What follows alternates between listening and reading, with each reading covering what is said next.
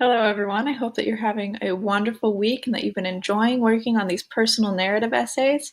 From what I've seen so far in your outlines, I think that you are off to a wonderful start, and I'm very excited to read the final product.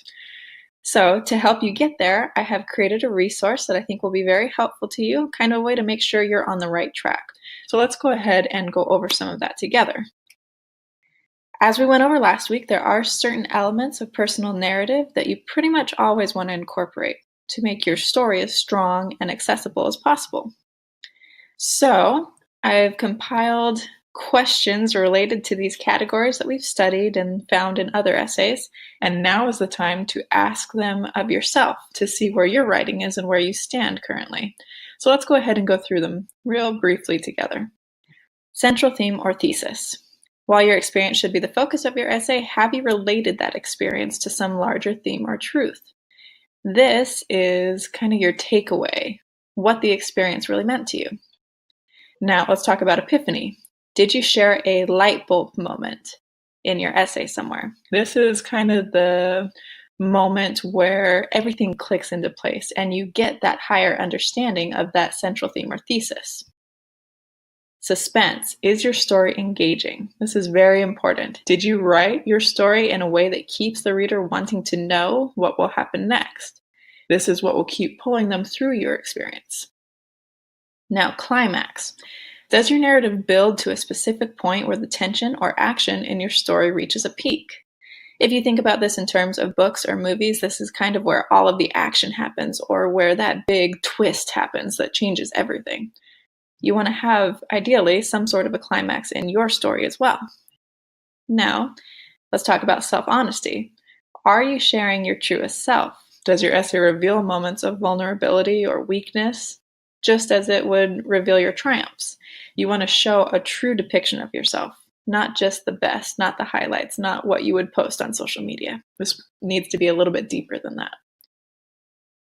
Let's talk about description in detail. Are you using a show rather than tell method? Are you doing this by creating sensory images and emotions of your experience so that your reader gets a good idea of what you saw, felt, and thought throughout? Now, character development. This one can be a little bit tricky, especially when you're focused on only your experience, but usually there will be supporting characters. So did you include enough character traits and dialogue to bring your characters to life as real and interesting people? Can your audience understand and identify with your characters? This one will be very important in making your story accessible to the audience. Now let's talk about universal recognition. Will your reader be able to relate to your experience? Can your experience or the lesson that you learned from it apply to a variety of readers, even those who haven't been through similar experiences? And then finally, chronological organization. Is your essay organized logically by time and place? Will it be easy for your audience to follow? Sometimes we think we want to do these flashbacks, but it can get a little bit muddled and not very accessible. So usually chronological organization is one of the best ways to go for personal narratives. Now, once you can answer yes to all of these questions, you can know that you're off to a wonderful start. If you have all of these things going on, I am sure that your essays are going to be lovely. Now, something else that all of these elements let you do is share your truth.